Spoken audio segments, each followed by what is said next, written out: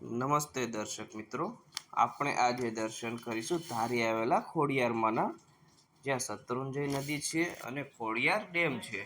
હવે મિત્રો, લોકવાયકા એવી છે કે માતાજીએ સાતેય બહેનોએ મળીને રાક્ષસનો વધ કરેલો, પણ તે રાક્ષસને ખાંડણીમાં ખાંડીને વધ કરેલો હતો. ત્યારબાદ તેનો મનુષ્ય દેહનો ત્યાગ કર્યો અને આ જ ધરામાં તેના દેહનો વિલય કર્યો. ત્યારબાદ તેના ગળા સુધીનો જ ભાગ રહ્યો, એટલે આપણે આ જગ્યાને ગળધરા નામથી ઓળખીએ છીએ.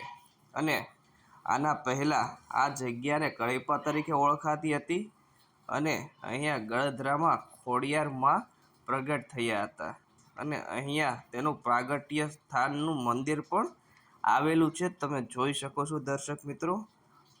અને અહીંયાની લોકવાયકા છે કે માતાજીનું વાહન મગર છે નથડીવાળી, તે અહીંયા જ્યારે આરતીનો સમય થાય છે ત્યારે બહાર નીકળે છે અને જે ભાગ્યશાળી વ્યક્તિ હોય તેને તે મગર દેખાય પણ છે. આ જે જગ્યા જોવો છો તે સાતેય બહેનોએ મળીને રાક્ષસનો નાશ કરેલો અને તેનું પ્રાયચિત કરવા તેનું અડધું શરીર પાણીમાં ડૂબાડી દીધું હતું. એટલે અહીંયા આ ઉપર મંદિર છે ત્યાં માથાનો ભાગ છે અને તે જ પૂંજાય છે.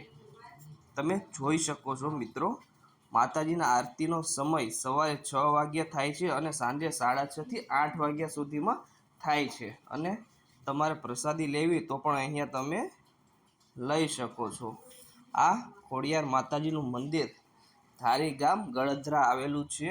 અને આ મારી ચેનલમાં તમે નવા હોય તો લાઈક, શેર, સબસ્ક્રાઈબ કરજો, જેથી કરીને મારા આવનારા નવા વિડીયો પણ તમે જોઈ શકો.